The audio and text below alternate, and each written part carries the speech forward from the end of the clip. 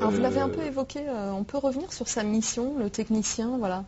Moi, la question que je me pose, c'est est-ce qu'il doit finalement s'y connaître en informatique, Alors, il est bon, effectivement, d'avoir des connaissances de base.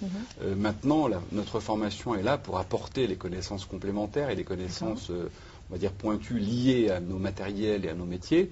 Mais, bien évidemment, un premier niveau au niveau de l'informatique, autour de l'informatique, est appréciable. Donc c'est un atout. Oui.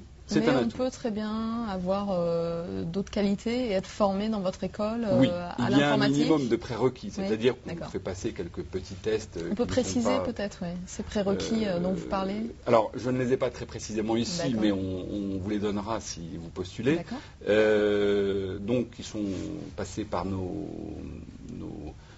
recruteurs et qui permettent de déterminer si la personne a on va dire, un premier niveau, des connaissances de base, on va dire. Il ne s'agit pas d'avoir une technicité très élevée en informatique. Ensuite, bien sûr, nous apportons la formation complémentaire.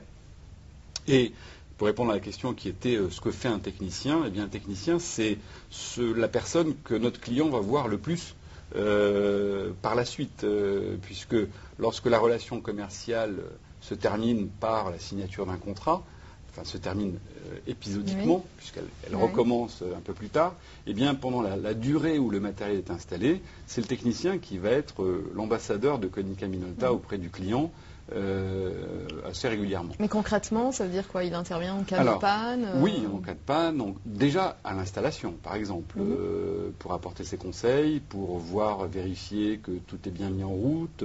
Pas forcément quand il y a des problèmes, en fait. Pas forcément, il y a aussi des révisions. L'entretien du matériel permet justement de réduire le taux d'intervention curative. Donc il vient aussi parfois avant, même s'il n'y a pas de panne. Et bien sûr, le fameux dépannage qui existe sur tout matériel. Donc il faut être